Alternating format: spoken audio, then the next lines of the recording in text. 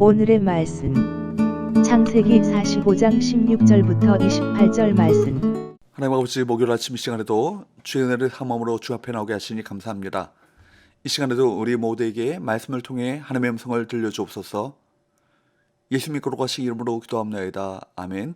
할렐루야. 성계 성도 여러분, 오늘 하루도 하나님의 은혜와 평강이 여러분 삶 가운데 넘치게 축복합니다. 오늘 우리에게 주시는 하나님의 말씀은 창세기 45장 16절에서 28절까지의 말씀입니다. 요셉의 형들이 왔다는 소문이 요셉이 대성통곡했다는 소문과 함께 바로와 그의 신하들에게 전해집니다.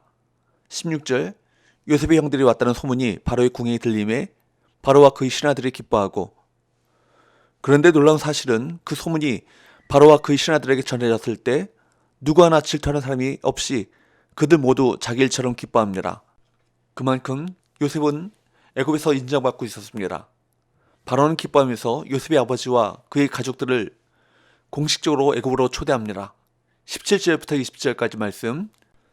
바로는 요셉에게 이르되 네 형들에게 명령하기를 너희는 이렇게 하여 너희 양식을 싣고 가서 가나안 땅에 이르거든 너희 아버지와 너희 가족을 이끌고 내게로 오라.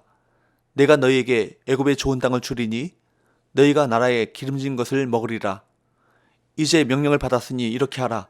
너희는 애굽 땅에서 수레를 가져다가 너희 자녀와 아내를 태우고 너희 아버지를 모셔오라. 또 너희의 기구를 아끼지 말라. 온 애굽 땅에 좋은 것이 너희 것임이니라. 바로는 애굽에서 세운 요셉의 공과 위상에 걸맞은 좋은 땅과 기름진 것을 약속하면서 수레를 비롯하여 야곱 가족이 애굽에 이주하는 데 필요한 모든 것을 지원하겠다고 약속합니다. 요셉에 대한 바로의 전폭적인 지지를 보며 우리의 마음이 흐뭇해집니다.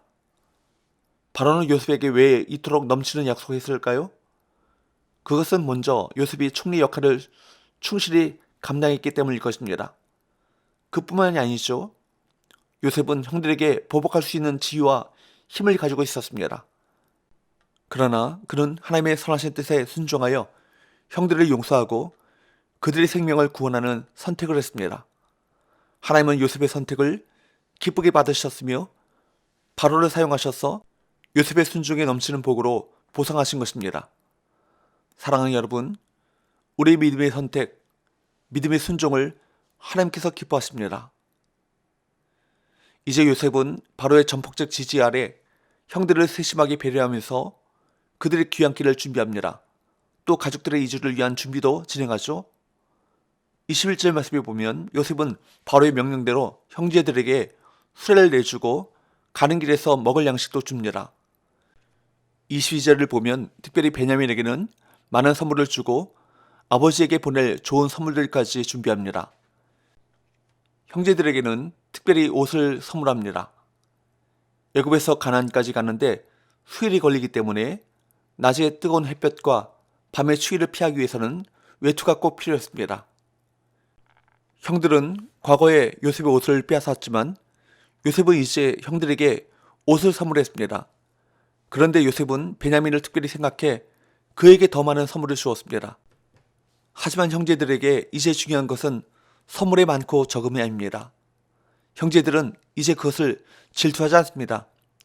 그들은 베냐민을 한 형제로 생각하여 애굽으로 함께 내려왔으며 그를 위해 함께 종이 되려고 했습니다. 이런 맥락에서 요셉의 선물은 중요한 의미를 담고 있습니다. 요셉의 형제들은 20여 년 전에 요셉의 옷을 벗기며 형제 관계를 깨뜨렸습니다. 그러나 요셉은 이제 형들에게 옷을 선물함으로써 깨진 관계를 회복합니다. 이로써 요셉은 자신의 권리, 즉 복수할 권리를 포기합니다. 우리가 회복해야 할 관계는 무엇입니까? 예수님께서는 마태복음 5장 24절에 형제와 화목하고 그 후에 와서 예물을 드리라 라고 말씀하셨습니다. 오늘 우리가 화해해야 할 대상은 누구입니까? 사랑하는 여러분, 하나님의 손길 아래서는 같은 옷이라도 의미가 달라지는 것을 볼 수 있습니다. 시기와 살이의 상징이었던 옷이 화해와 사랑의 상징이 되었습니다. 우리의 상처도 주님 안에서 치유되어 다른 이들에게 화해와 사랑으로 전해지길 소원합니다. 25절 26절 말씀에 보면 형제들은 가나안 땅으로 돌아와 애굽에서 일어난 일을 야곱에게 고합니다. 죽은 줄 알았던 요셉이 살아있을 뿐만 아니라 애굽의 총리가 되었다는 사실도 전합니다. 형제들은 요셉을 눈앞에서 보고도 믿기 어려워했습니다.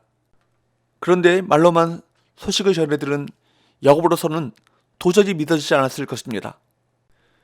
27절에 보면 야곱은 요셉이 보낸 수레를 보고서야 아들들의 말이 사실임을 확신했습니다.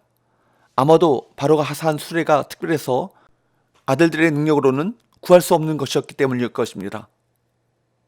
야곱에게 드디어 비전이 생겼습니다. 사랑하는 아들 요셉을 만날 수 있다는 비전입니다. 소망 없이 늘 죽음만을 언급하던 야곱은 그제야 기운을 차리고 죽기 전에 요셉을 만나겠다며 힘을 냅니다. 야곱의 기운을 소생하게 만드신 분은 하나님이십니다. 그가 애굽으로 이주해 이스라엘 민족을 이루는 것이 하나님의 뜻이었던 것입니다. 소중하게 여기던 것을 잃으면 소망을 품기 어렵고 당연히 힘을 내기도 어렵습니다. 하지만 우리가 포기하고 낙심할 때에도 오직 하나님만 앙망한다면 하나님께서는 우리에게 새 힘을 주실 것입니다. 어떤 상황에서도 하나님을 바라보며 소망의 끈을 놓지 마십시오. 그 소망을 통해 인내하여 하나님의 선하신 뜻이 이 땅 가운데 이루어지는 놀라운 역사를 체험하는 귀한 은혜가 그 영광이 우리 가운데 있게 되기를 주음으로 축복합니다. 기도합시다. 하나님 아버지, 복수할 권리 대신에 사랑의 선물을 선택하였던 요셉과 같이 우리 안에 화해와 사랑의 관계가 회복되어지는 성령의 역사를 사모합니다. 그 놀라운 역사가 우리 가운데 이루어질 수 있도록 은혜 베풀어 주옵소서. 예수의 거룩하신 이름으로 기도합니다. 아멘.